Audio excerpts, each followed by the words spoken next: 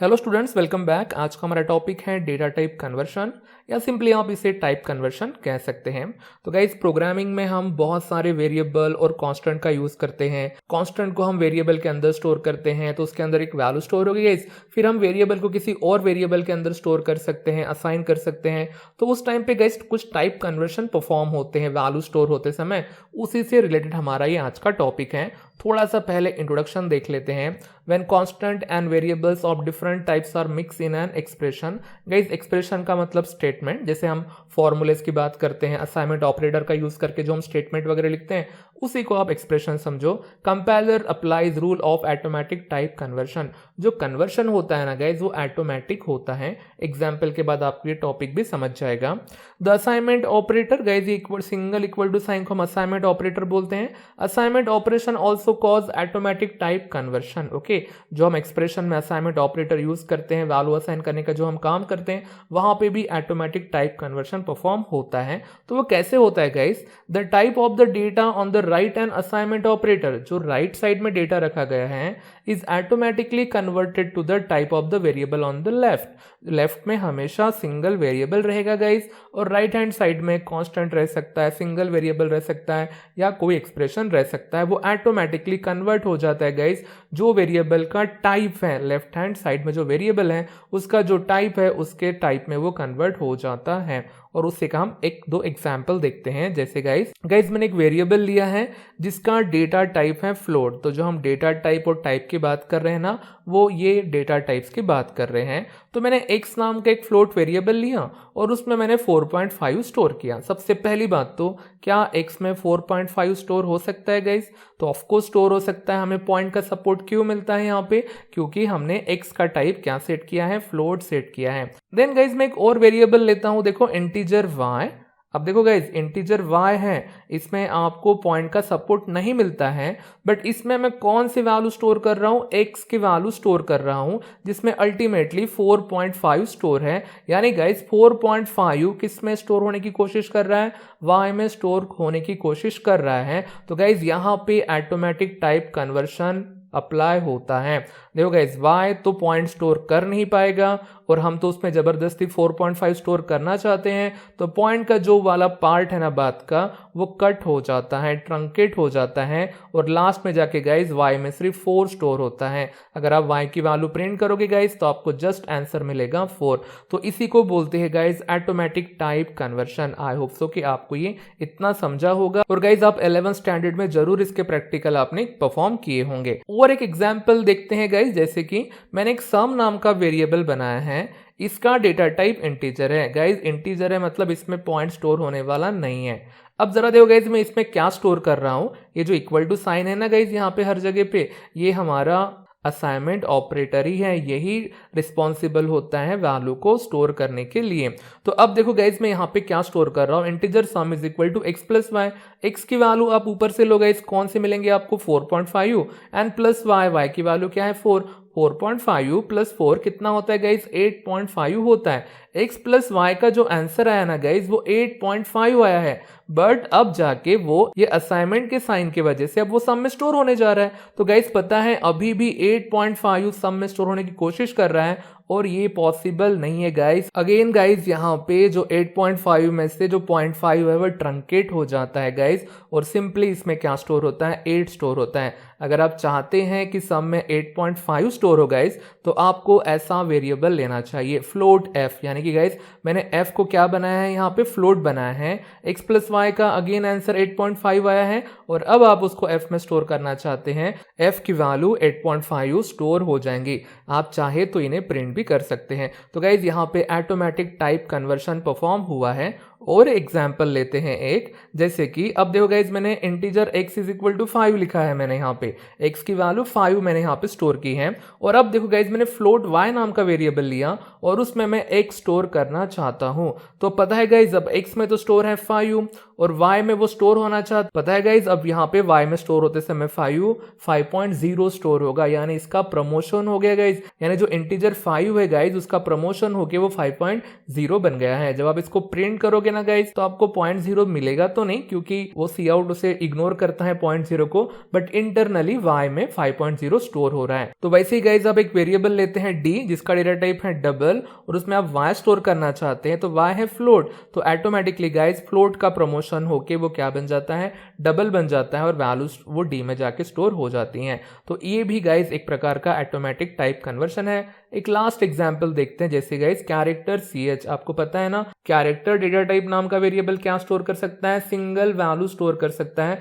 वो भी single inverted comma में होती है, आपको इसकी आइडिया है। अब मैंने एक वेरिएबल लिया है guys integer x is equal to 65, normal से एक नंबर मैंने यहाँ पे 65 स्टोर किया और अब देखो मैं क्या कर रहा हूँ, ch is equal to x, यानी कि मैं x की वैल्यू ch में स्टोर करना चाहता हूँ, पर x तो क्या है गाइज 65 है और ch तो सिंगल वैल्यू स्टोर करता है और वो भी सिंगल इन्वर्टेड कॉमा में होनी चाहिए, बट गाइज पता है यहाँ पे 65 कैरेक्टर में कन्वर्ट हो जाता है। अगर आपको लिटिल बिट आइडिया है आस्क की वैल्यूज के बारे में तो 65 यानी गाइस कैपिटल A होता है। अगर आप CH को प्रिंट करते हैं तो आपको कैपिटल A मिलता है। अगेन गाइस ये टॉपिक हमारे 11 के आस्क की वाले टॉपिक से रिलेटेड है।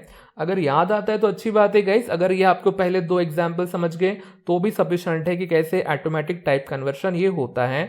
तो ये जो टाइप कन्वर्शन है गाइस इज ऑटोमेटिक है for built in data types, यानी integer, float, double, character, long, जितने भी हमारे पास बिल्ट इन डेटा टाइप हैं उनके साथ ये ऑटोमेटिक परफॉर्म होता है, यानी आपको इसको अलग से प्रोग्रामिंग करने की जरूरत नहीं है। बढ़ते गाइज नेक्स्ट एग्जांपल की तरफ। मैंने गाइज यहाँ पे एक क्लास लिया है, क्लास का नाम एज यूजुअल हमारा नंबर है और ऐसा समझ लो इसमें एक प्राइवेट वेरिएबल है और उसके हमने वैल्यू वगैरह रीड कर ली है। और अब मैं मेन में आया हूं और देखो गाइज मैंने 3 ऑब्जेक्ट बनाए हैं, n1, n2 एंड n3। ऐसा समझ लो कि n1 एंड n2 ने 2 नंबर रीड किए हैं और मैं ऐसा परफॉर्म करना चाहता हूँ n3 is equal to n1 plus n2। क्या ये पॉसिबल है गाइज? क्या हमने ऐसा कुछ करके देखा है? तो यस गाइज, प्रीवियस क्लास में हमने जो ऑपरेटर ओवरलोडिंग टॉपिक पढ़ा था उससे हमने ये चीज पॉसिबल की थी। तो गाइज यहाँ पे ये चीज पॉसिबल क्यों हुई? क्योंकि here n1, n2 and n3 are class type objects, यानी गाइज ये ऑब्जेक्ट है। क्लास टाइप यानी क्लास के वेरिएबल्स गाइज, उन्हें हम क्या कहते हैं? ऑब्जेक्ट कहते हैं। When object are of the same class type the operation is carried out, यानी गाइज अगर सभी ऑब्जेक्ट एक ही क्लास से रिलेटेड है तो उनके ऊपर ऐसे ऑपरेशन परफॉर्म होते हैं। सो गाइज ये भी चीज पॉसिबल है, बस आपको ऑपरेटर ओवरलोडिंग का यूज करना पड़ेगा। और गाइज अब देखते हैं हमारे एक्चुअल एग्जांपल, उसी को आगे हमें स्टडी करना है। जैसे कि मैं एक इंटीजर x ले रहा हूं और उसमें 15 स्टोर कर रहा हूं। नॉर्मल सी बात है गाइज, 15 ये वैल्यू x नाम के वेरिएबल में स्टोर हो रही है। बट अब देखो गाइज मैं क्या कर रहा हूं, n1 is equal to x ऐसा मैं करना चाहता हूं, यानी कि ये 15 जो वैल्यू है मैं n1 में स्टोर करना चाहता हूं। तो गाइज ये अलाउड नहीं है। ओके, उसके बाद गाइज मैं n3 is equal to n1 plus 20 करना चाहता हूं। n1 ऑब्जेक्ट है तो 20 हमारा एक कांस्टेंट है, तो एक ऑब्जेक्ट एक कांस्टेंट उसकी एडिशन करके अगेन मैं ऑब्जेक्ट में स्टोर करना चाहता हूं, ये भी पॉसिबल नहीं है। इवन गाइज आप अब n2 को ऑब्जेक्ट को किसी नॉर्मल वेरिएबल में स्टोर करना चाहते हैं बिल्ट इन, ये भी पॉसिबल नहीं है। और गाइज मैंने एक दूसरा ऑब्जेक्ट बनाया है, मान लो कि नंबर 2 नाम का एक दूसरा क्लास है, उसका ऑब्जेक्ट है और मैं n1 को m2 में स्टोर करना चाहता हूं या फिर m2 को n1 में स्टोर करना चाहता हूं। तो यहां से लेकर guys n1 is equal to x से लेकर m2 is equal to n1, ये पॉसिबल नहीं है। Possible in the sense guys ये ऑटोमेटिक तो बिल्कुल नहीं है और इसी के बारे में हमें जानना है। But if one of the operand is an object and other is built-in type variable, compiler gives error। जितने भी मैंने यहाँ पे स्टेटमेंट लिखे हैं गाइज n1 से लेकर इस n1 तक, यहाँ पे कंपाइलर हमारा एरर देगा। ओके गाइज, तो क्यों एरर देता है guys? Compiler does not support automatic type conversion for user defined data type, यानी ऑब्जेक्ट के साथ ये कन्वर्शन ऑटोमेटिक नहीं होता है। और फिर भी अगर हम चाहते हैं कि ये कन्वर्शन हो, we need to design conversion routine by our self if such operation is required. अगर आप चाहती है कि पॉसिबल हो तो आपको खुद होके इसका कन्वर्शन रूटीन यानी गाइस प्रोग्राम ही होता है, तो आपको एक छोटा सा सब रूटीन प्रोग्राम लिखना पड़ता है, फंक्शन बनाने पड़ते हैं जिससे ये कैरीड आउट हो सके। तो there are 3 types of situation में अराइज, जो मैंने एग्जाम्पल लिए हैं वही हमारे एक्चुअल टॉपिक है आज के जो हमें पढ़ने हैं। और यही क्वेश्चन गाइज एग्जाम में आता है 3 to 4 मार्क्स के लिए। तो क्या क्या सिचुएशन है देखो guys, conversion from built in type to class type, यानी गाइज ये जो मैं कर रहा हूं ना n1 is equal to x हमारा बिल्ट इन टाइप है, इंटीजर एक built in type data type है, उसकी वैल्यू मैं n1 में स्टोर करना चाहता हूं, मतलब मैं कन्वर्ट कन्वर्ट करना चाहता हूँ वैल्यू n1 के टाइप में यानी क्लास के टाइप में, तो ऐसी सिचुएशन हो सकती है गाइज। दूसरी है conversion from class type to built in type. तो गाइज ये वाला एग्जांपल जिसे मैं पॉइंट आउट कर रहा हूँ, क्लास टाइप हमारा n2 है, n2 को मैं इंटीजर के टाइप कन्वर्ट करना चाहता हूँ, स्टोर करना चाहता हूँ, तो ये भी पॉसिबल नहीं है। तो आपको इसको पॉसिबल करवाना है, कैसे करवाना है वही तो हमें अब समझना है। तो ये हमारा दूसरी सिचुएशन है जो हमें पढ़नी है। और लास्ट सिचुएशन है guys conversion from one class type to another class type, जैसे जो मैंने यहाँ पे क्रिएट किए हैं। मान लो कि m2 दूसरे क्लास का वेरिएबल है, n1 दूसरे क्लास का वेरिएबल है, तो n1 की वैल्यू मैं m2 में स्टोर करना चाहता हूँ। स्टोर करना यानी गाइज एक प्रकार का कन्वर्शन ही है। ये तीन सिचुएशन अराइज हो सकती हैं प्रोग्रामिंग करते समय। सो गाइज चलो एक एक सिचुएशन को स्टडी करते हैं। So guys first conversion situation को स्टडी करते हैं जिसका नाम है conversion from built in type to class type.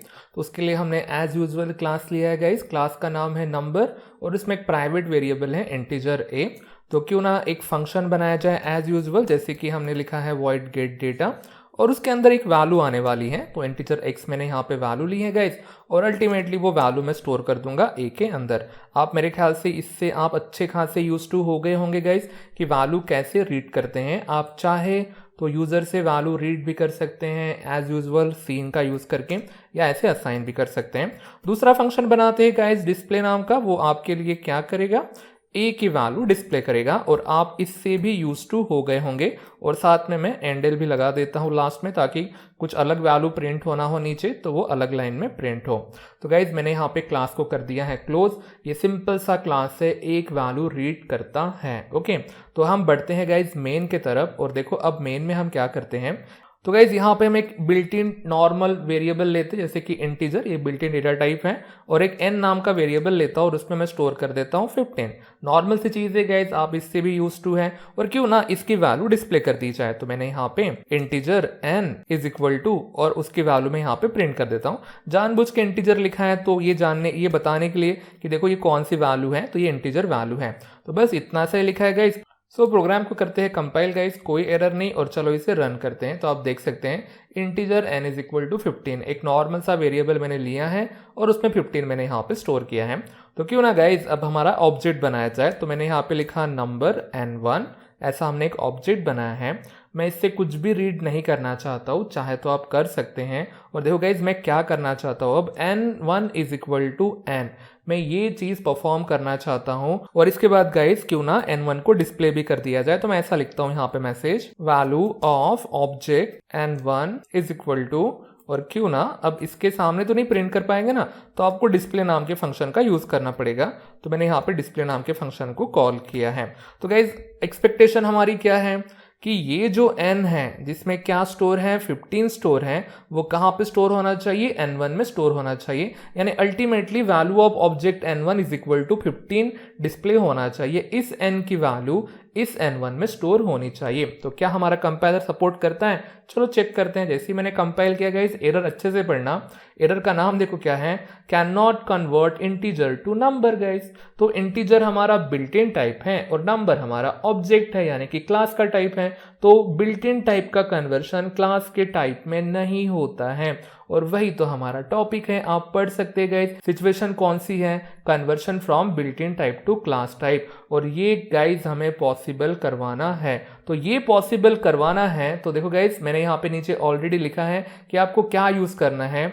The constructor can be use for default type conversion from argument type two the constructor class type. ठीक है, मैंने पहले लाइन पढ़ी नहीं क्योंकि उसका मतलब आपको समझता नहीं था गाइस। देखो इसका मतलब ये है कि अगर आपको ये चीज अचीव करनी है गाइस, तो n ये हमारा आर्गुमेंट है, इसको आपको पास करना पड़ेगा n1 के कंस्ट्रक्टर में। और कंस्ट्रक्टर से ये चीज आपके लिए पॉसिबल हो सकती है। तो ये अगर आपको परफॉर्म करना है built in to class type, तो आपको कंस्ट्रक्टर का यूज करना पड़ता है। तो चलो गाइस, इस क्लास का कंस्ट्रक्टर बनाते हैं। कंस्ट्रक्टर कैसे होता है आपको हमने ये टॉपिक पढ़े हैं। तो ये हमारा गाइस एक डिफॉल्ट कंस्ट्रक्टर है। आप देख सकते हैं कि मैंने क्लास का नाम और फंक्शन का नाम बिल्कुल सेम रखा है और इसके अंदर मैंने कुछ भी कोडिंग लिखी नहीं है। तो ये डिफ़ॉल्ट कंस्ट्रक्टर है और आपको डिफ़ॉल्ट कंस्ट्रक्टर बनाना ज़रूरी है गाइस, क्योंकि आपको वैल्यू पास करनी है और हर ऑब्जेक्ट वैल्यू पास करे ऐसा कंपलसरी नहीं है। और गाइस इसकी एक स्टाइल है लिखने की, हम वो फॉलो करेंगे। क्यों ना ये करली ब्रैकेट ऊपर लेके आ जाए, वैसे भी इसके अंदर कोई कोडिंग नहीं है ना गाइस, तो हमने देखो ये करली ब्रैकेट ऊपर लेके आ गए हैं। तो देखो मैंने कुछ भी नहीं, जो नीचे वाले करली ब्रैकेट है ना वो ऊपर लेके आ गया। जैसे देखो डिस्प्ले के अंदर ब्रैकेट है, गेट डेटा के अंदर ब्रैकेट है, वैसे ये कंस्ट्रक्टर के ब्रैकेट है जो मैंने वहां पे ऊपर लेके आया हूं। देखो गाइस आपको वो अचीव करना है तो ऐसा अचीव करना पड़ता है, आपको एक पैरामीटराइज कंस्ट्रक्टर बनाना पड़ता है और उस पर वैल्यू पास कर रहे हैं हम, और वो वैल्यू x में स्टोर होंगी और देन x की वैल्यू किस में स्टोर होंगी, a में स्टोर होंगी। गाइज हमारा प्रॉब्लम सॉल्व हो गया है। उस चीज़ को अगर आप चाहते कि वैसा कन्वर्शन हो तो ऐसा आपको कंस्ट्रक्टर बनाना पड़ता है और देखो गाइज वो वैल्यू यहाँ पे आपको पास करनी पड़ती हैं। तो ये पहले हो कैसे रहा है मैं आपको ये बताता हूँ। पहले इसे मैं कमेंट बना देता हूँ और उसके पहले हमने कैसी क्या चीज़ पढ़ी है डायनामिक इनिशियलाइजेशन ऑफ ऑब्जेक्ट, मैं आपको वो बताता हूँ। गाइज हमने n1 is equal to number और ऐसा कुछ हमने कभी ना कभी तो पढ़ा होगा, जैसे कि मैंने यहाँ पे 25 लिखा है। गाइज इसे डायनामिक इनिशियलाइजेशन बोलते हैं। अगर आपने यहाँ पे ऑब्जेक्ट बनाते समय वैल्यू पास नहीं की, वैसे वैल्यू पास करो तो भी सेंड होती है, वैसे ही गाइज आप इसको ऐसे भी पास कर सकते हैं। n1 is equal to explicitly constructor को कॉल कर सकते हैं, इसे डायनामिक इनिशियलाइजेशन बोलते हैं। तो मैंने n तो असाइन नहीं किया, 25 असाइन किया ना गाइज, देख सकते कंपाइल करके कोई एरर नहीं, और आप रन करोगे आप देख सकते हैं इंटीजर n की वैल्यू 15 थी, हमने तो कॉपी की नहीं अब तक, तो value of object n1 is equal to 25। तो इसी का आपको फायदा उठाना है गाइज। इसी स्टेटमेंट को गाइज हम शॉर्टकट में भी लिख सकते हैं, तो इसे बना देता हूं मैं कमेंट, इसको ऊपर की लाइन में लेके जाता हूं। ओके गाइज, और ये जो लिखा है मैंने वही हमारा शॉर्टकट है। अगर आप n की जगह 25 लिखोगे और आप इसे कंपाइल करोगे तो भी आपका कंप्यूटर अब आपको सपोर्ट करेगा और रन करोगे गाइज तो n1 इज इक्वल टू 25 है।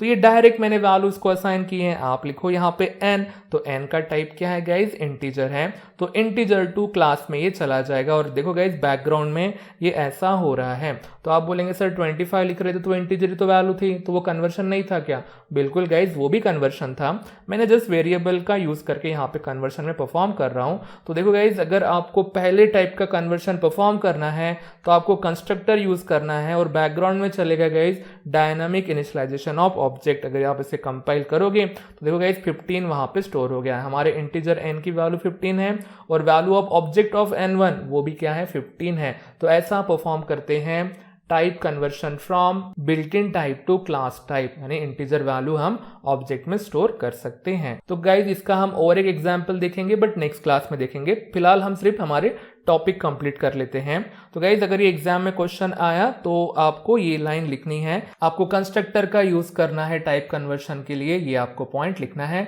और ये एग्जाम्पल भी आपको देना है, तो आपको 1 to 2 मार्क्स मिल जाएंगे। बढ़ते गाइज हमारे नेक्स्ट कन्वर्शन की तरफ। कन्वर्शन का नाम है conversion from class type to built in type guys, और इसके डेमोन्स्ट्रेशन के लिए भी हमने सेम क्लास लिया है।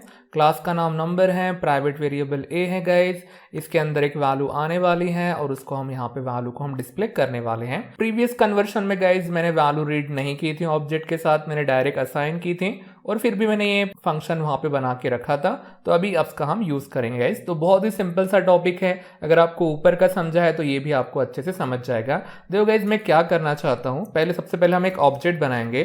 तो मैंने नंबर n1 करके एक ऑब्जेक्ट बनाया है, जैसे हम पहले भी बनाते आ रहे हैं, और क्यों ना एक वैल्यू रीड की जाए। देखो गाइज मैं क्या करता हूँ, n1 डॉट अब गेट डेटा नाम के फंक्शन को मैं कॉल करता हूँ और आपको जो वैल्यू भेजनी है आप भेज सकते हैं। मैंने 26 यहाँ पे वैल्यू ली है, ठीक है। सच में ये वैल्यू स्टोर हुई है कि नहीं हुई है वो चेक करने के लिए हम वही स्टेटमेंट फिर से लिखते हैं, value of object n1 is equal to, और इसके सामने तो लिख नहीं सकते ना, इसलिए हम डिस्प्ले नाम के फंक्शन को कॉल कर देते हैं और पहले इतना ही टेस्ट करते हैं। मतलब मैं आपको ये बता रहा हूं कि हमने इस ऑब्जेक्ट का यूज करके n1 ऑब्जेक्ट का यूज करके 26 ये वैल्यू रीड की है और उसे हम डिस्प्ले करना चाहते हैं, कोई एरर नहीं गाइज, और रन करते हैं। देखो value of object n1 is equal to 26, that's it guys, इतना सिंपल सा टास्क है। और अब देखो हमारा एक्चुअल टॉपिक शुरू होता है, और गाइज यहाँ पे एक नॉर्मल सा वेरिएबल ले रहा हूं मैं, built in integer n, okay, एक नॉर्मल सा बिल्ट इन इंटीजर वेरिएबल है और इज इक्वल टू, देखो मैं क्या कर रहा हूं, n1 कर करना चाहता हूँ, मतलब कि देखो मैंने n में n1 स्टोर करना चाहता हूँ, तो n1 क्या है गाइस, क्लास टाइप ऑब्जेक्ट है, और n क्या है, हमारा बिल्ट इन है, और यही तो हम परफॉर्म करना चाहते हैं। ऐसा समझ लेते हैं कि ऐसा आगे होने ही वाला है, तो क्यों ना n की वैल्यू डिस्प्ले कर दी जाए, वैल्यू ऑफ इंटीजर n, ऐसा मैंने मैसेज लिखा और इसके सामने हम n की वैल्यू प्रिंट कर देते हैं। That's it guys. तो चलो कंप्यूटर आपको सपोर्ट करता है कि नहीं करता है वही चेक करते हैं, और देखो एक एरर यहाँ पे आया है, और एरर को ही तो आपको अच्छे से पढ़ना है।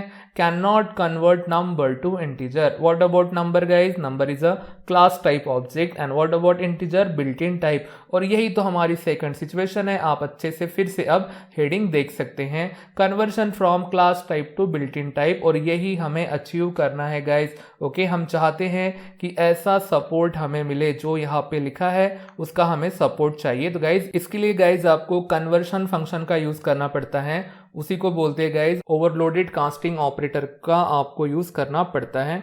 थोड़ा सा अलग टॉपिक है गाइज, मतलब यहाँ पे कास्टिंग, हम किसको कास्ट कर रहे हैं, ऑब्जेक्ट को हम इंटीजर के टाइप में कास्ट कर रहे हैं। ऐसा समझ लो कि हम कन्वर्ट करना चाहते हैं इंटीजर में, तो आपको इंटीजर इस डेटा टाइप को ओवरलोड करना पड़ता है। और गाइज देखो इसे कहाँ पे बनाना पड़ता है, ये जो हमारा क्लास है, जो नंबर है वो क्लास, वहीं पे आपको ये बनाना पड़ता है। और सिंपल सा टॉपिक है, आपको एक वर्ड लिखना है, कीवर्ड ऑपरेटर, ओके, और उसके बाद लिखना है इंटीजर, और ऐसा कुछ करके आपको छोड़ देना है, बाकी कोडिंग हम लिख लेंगे। देखो गाइस, इसी को बोलते हैं ओवरलोडेड कास्टिंग ऑपरेटर, या जस्ट कन्वर्शन फंक्शन इसे कहा जाता है। आपने इंटीजर नाम का कभी वेरिएबल या कोई फंक्शन रह सकता है क्या, नहीं रह सकता है, ये चीज़ आपको अलाउड करवानी है, तो आपने इसके सामने ऑपरेटर लिखा। इसके साथ कोई रिटर्न डेटा टाइप नहीं रहता है गाइज, और ना ही इसके अंदर कुछ आर्गुमेंट आते हैं। इसे जो भी कॉल करेगा उसे वापस मिलेगा एक ही वैल्यू। ओके, इस फंक्शन को जो भी कॉल करता है ना गाइज, ये फंक्शन एक ही वैल्यू रिटर्न कर देता है। फिलहाल कुछ कोडिंग लिखनी नहीं है, नेक्स्ट क्लास के एग्जाम्पल में आपको इसमें क्या कोडिंग लिखनी है अदर वैल्यूज के लिए वो हम देखेंगे, बट फिलहाल के लिए हमें जस्ट एक सिंगल वैल्यू से हमें मतलब है, और वही हम करने वाले हैं। इसे जो भी कॉल करेगा ना गाइज, वो इसे ए वापस कर देगा। That's it. तो अब देखो यहाँ पे कॉलिंग कैसे हो रही है, मैं आपको बैकग्राउंड में बता रहा हूं कि ये फंक्शन गाइज n1, ये फंक्शन इस ऑपरेटर इंटीजर नाम के फंक्शन को कॉल कर रहा है। देखो guys, n1 dot operator integer, ऐसा हमारा वो फंक्शन का नाम है, उसको वो कॉल कर रहा है इस स्टेटमेंट के वजह से। तो ये साथ में एक वैल्यू वापस लेके आ रहा है, तो वो कहाँ पे स्टोर करेगा, n में स्टोर करेगा। तो n1 ने क्या रीड किया है, 26 रीड किया है, तो वो यहाँ पे वापस लेके आएगा। तो ये गाइज ऐसा कन्वर्शन हम परफॉर्म करते हैं। देखो पहले केस में हमने कंस्ट्रक्टर यूज किया गाइज, अभी आपको यहाँ पे कन्वर्शन फंक्शन का यूज करना है। तो चलो करते हैं कंपाइल। कोई एरर है गाइज, नहीं। और देखो हम सक्सेसफुल हुए कि नहीं हुए। देखो n1 की वैल्यू 26 थी, और हमने देखो उसे सक्सेसफुली n में स्टोर कर चुके हैं। ठीक है, नॉर्मल सी इंटीजर वैल्यू थी जिसको हमने यहाँ पे स्टोर कर दिया है। तो गाइज इस तरीके से हमारे दो कन्वर्शन कंप्लीट हुए हैं।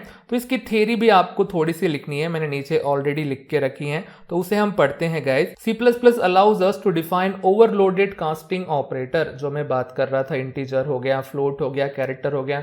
अब इंटीजर में कन्वर्ट करना था गाइज, इसलिए मैंने इंटीजर को ओवरलोड किया। फ्लोट होता तो फ्लोट को करते हैं। Also called as conversion function that could be use to convert a class type to basic type. Guys आपको जो हमारा टॉपिक है वो अचीव करना है, आपको किसका यूज करना पड़ता है, कन्वर्शन फंक्शन का यूज करना पड़ता है। तो उसका यहाँ पे जनरल फॉर्म दिया है, general form of overloaded casting operator function is, आपको ऑपरेटर लिखना है और टाइप नेम लिखना है। What is type name guys, हमारा डेटा टाइप जिसमें आपको कन्वर्ट करना है, और जो भी कोडिंग पॉसिबल है उसके लिए वो लिखनी है। वहां पे जस्ट एक रिटर्न स्टेटमेंट की हमें जरूरत थी, तो हमने वहां पे लिख लिया। उसका एग्जाम्पल देखो गाइज, ऑपरेटर इंटीजर है, अगेन फ्लोट होता तो फ्लोट, कैरेक्टर होता तो कैरेक्टर, लॉन्ग होता तो लॉन्ग। बट गाइज यहाँ पे आपको कुछ और भी पॉइंट्स लिखने हैं, और वो बहुत जरूरी है, जैसे कि it must be a class member. जिस ऑब्जेक्ट को आप कन्वर्ट करना चाहते हैं गाइज, वो उसी क्लास का मेंबर होना चाहिए। It must not specified a return value, आप देख सकते हैं इसके सामने कोई रिटर्न वैल्यू नहीं रहेंगी। And it must not have any argument, और इसके अंदर कोई वैल्यू आएंगी भी नहीं। ये ऑटोमेटिकली सब कुछ हो जाता है गाइज, रिटर्न करना, वैल्यू पास होना, सब कुछ ऑटोमेटिकली होता है, बस यहाँ से एक प्रॉपर कॉल जाना चाहिए। तो आई होप सो गाइज कि आपको ये दो कन्वर्शन हमारे समझे होंगे। बढ़ते हमारे थर्ड कन्वर्शन की तरफ। सो गाइज कन्वर्शन का नाम है conversion from one class type to another class type. यानी गाइज हमको इस प्रोग्राम में दो क्लासेस बनाने हैं, एक क्लास का ऑब्जेक्ट की वैल्यू दूसरे क्लास के ऑब्जेक्ट में हमें पास करके देखनी है। और वही अगर आपको ये कन्वर्शन परफॉर्म करना है गाइज, तो आपको या तो कंस्ट्रक्टर का यूज करना पड़ेगा यानी डायनामिक इनिशियलाइजेशन ऑफ ऑब्जेक्ट, या फिर आपको कन्वर्शन फंक्शन का यूज करना पड़ेगा, जो थोड़ी देर पहले हमने ये दोनों मेथड देखी हैं। तो गाइज आज हम सिर्फ कंस्ट्रक्टर से करके देखेंगे, हमें बस कंसेप्ट क्लियर करना है कि ये कैसे परफॉर्म होता है। आगे हमें टाइम मिलता है तो हम कन्वर्शन फंक्शन से भी करके देखेंगे। तो हमारे पास ऑलरेडी एक क्लास बना है गाइज, क्लास का नाम है नंबर। हमें दो क्लास की जरूरत है, तो बस इस क्लास को हम रीनेम कर देते हैं क्लास नंबर 1। ओके, बाकी सब कोडिंग सेम। किसी ने पूछा ये क्लास क्या करता है गाइज, तो ये क्लास एक वेरिएबल की वैल्यू रीड करता है और डिस्प्ले करता है। तो इसी की मैं दूसरी कॉपी बना देता हूँ गाइज। मैंने इसे कॉपी किया और उसके नीचे ही मैंने यहाँ पे पेस्ट कर दिया। अब दोनों क्लास हमारे सेम है गाइस, है ना, सेम तो हमें रखने नहीं है, तो एक नंबर 1 रहेगा और दूसरा रहेगा नंबर 2। ओके गाइस, आपको थोड़ा सा कंफ्यूजन क्रिएट हो सकता है कि सर यहाँ पे जो इस ब्रैकेट के अंदर लिखा है क्लास नंबर 1 के अंदर, सेम चीज तो हमने क्लास नंबर 2 के अंदर भी लिखी है, तो क्या ऐसा अलाउड है? तो यस गाइज, ऐसा अलाउड है, क्योंकि आपने क्लास के नाम अलग अलग रखे हैं। ये क्लास नंबर 2 है, ऊपर का क्लास नंबर 1 है, और अपने आप में एक क्लास एक फैमिली जैसे होता है, एक अपने आप में दूसरी दुनिया होती है गाइज। तो यहाँ पे सेम सेम नाम चलते हैं, और फिर भी आपको डाउट लगता है तो आप इसे रन करके देख सकते हैं।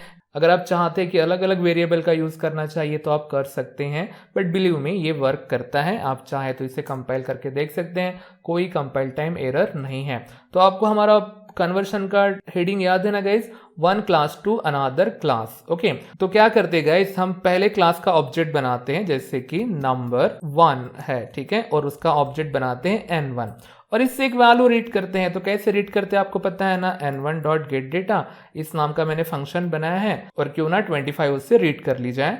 और सच में ये रीड हुई है कि नहीं हुई है ये चेक करने के लिए मैं एक मैसेज लिख देता हूं, value of n1 from number 1। Okay, मतलब कि हमारे वो पहले वाले क्लास की वैल्यू है, और ये जानने के लिए मैं डिस्प्ले नाम के फंक्शन को कॉल कर देता हूं। ओके गाइज, अब देखो गेट डेटा दोनों क्लास में है गाइज, ये फंक्शन पहले वाले क्लास में दूसरे वाले भी क्लास में है, बट आप कौन से ऑब्जेक्ट से कॉल कर रहे हैं, n1 से ना, और n1 किससे बिलोंग करता है, नंबर 1 से, तो ऑटोमेटिकली कॉल बराबर उसी के क्लास में जाएगा। आप इसे कंपाइल करो, कोई एरर नहीं गाइस, और आप यहाँ पे इसको देख सकते हैं, value of n1 from number 1 is equal to 25। That's it guys, खत्म।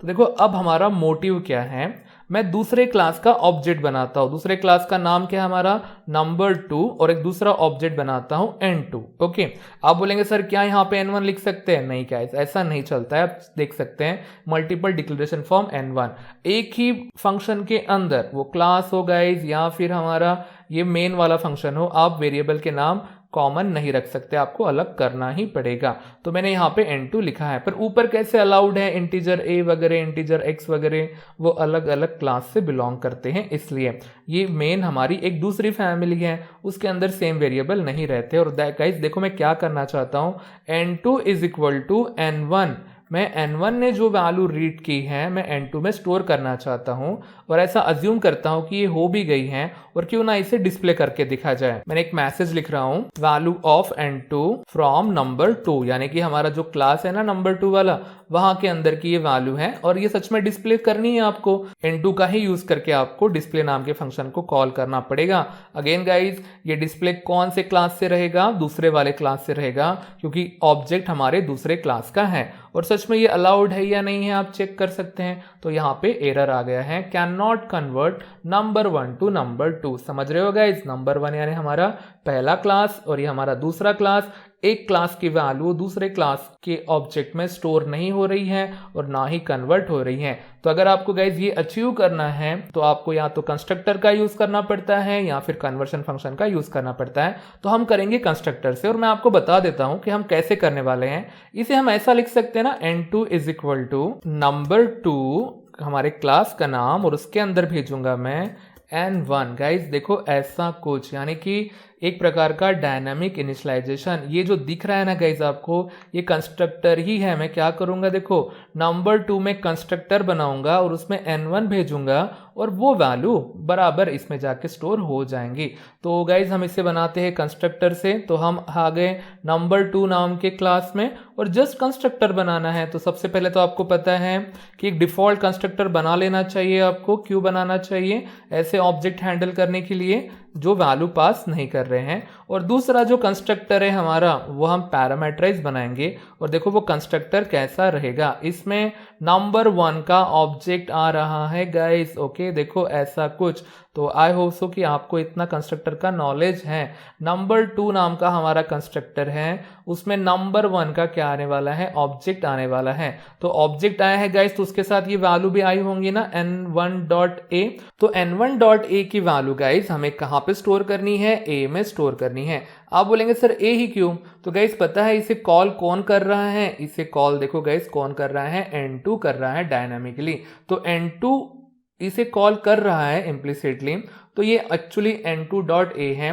तो n1.a की वैल्यू n2.a में स्टोर होनी चाहिए, ऐसा हमने सोचा है। चलो इसे हम कंपाइल करते हैं और एक छोटा सा एरर आता है, उसे हमें एलिमिनेट करना है। एरर का नाम है नंबर1 और उसके अंदर का a is not accessible. Okay guys, वो बोल रहा है कि ये a एक्सेसिबल नहीं है। आप बोलेंगे क्यों नहीं है? हमने तो ऑब्जेक्ट वगैरह सब कुछ तो बराबर बना लिए हैं। तो गाइज हमारा रूल कि जो प्राइवेट डेटा होता है वो क्लास के बाहर नहीं निकलता है, तो आप वहां पे प्राइवेट डेटा यूज कर रहे हैं। तो सबसे पहली बात तो गाइज आप क्या कर सकते हैं? इस इंटीजर a को क्या कर सकते हैं पता है? पब्लिक बना सकते हैं और हमारा प्रॉब्लम सॉल्व हो जाएगा। बट पब्लिक बनाने का डिसएडवांटेजेस भी है, देन इस a को कोई भी यूज कर पाएगा। तो गाइज देखो प्रॉब्लम सॉल्व हो सकता है, बट आपको क्या करना है? इस a की जगह क्यों ना एक फंक्शन ही बनाया जाए गाइस, जैसे कि गेट नंबर नाम का फंक्शन बनाया जाए पब्लिक वाला। इसे जो भी कॉल करेगा वो उसको वैल्यू वापस कर देगा और वो वापस वाली वैल्यू इस a में स्टोर हो जाएंगी। वो अल्टीमेटली क्या हो जाएंगी? n2.a हो जाएंगी। तो गेट नंबर नाम का फंक्शन है क्या गाइस? नहीं है। तो वो कहाँ पे होना चाहिए पता है आपको? यहाँ पे होना चाहिए नंबर1 वाले क्लास को। तो गेट नंबर और ये आपको वापस करेगा रिटर्न a, यानी कि a की वैल्यू वापस करेगा। और रिटर्न कर रहा है गाइस, तो इसलिए इसका जो रिटर्न डेटा टाइप है वो क्या रहेगा? इंटीजर रहेगा, क्योंकि इंटीजर a वापस वो कर रहा है। तो ये समझा ना गाइस मैंने इंटीजर गेट नंबर नाम का फंक्शन क्यों बनाया है? क्योंकि वो a एक्सेसिबल नहीं था। यहाँ पे आप चाहे तो पब्लिक कर सकते थे। और अब करते हैं कंपाइल।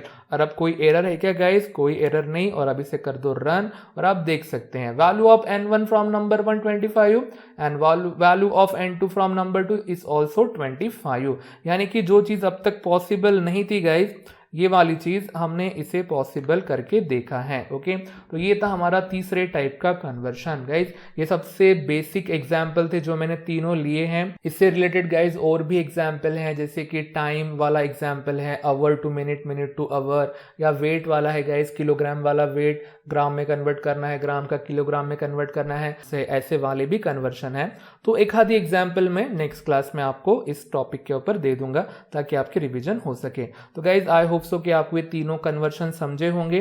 लास्ट वाला थोड़ा सा ट्रिकी है समझने के लिए, बट एक दो बार खुद से करने के बाद ये भी आपको समझ सकता है। तो नेक्स्ट क्लास में गाइज इसी के कुछ और एग्जाम्पल देखते हैं।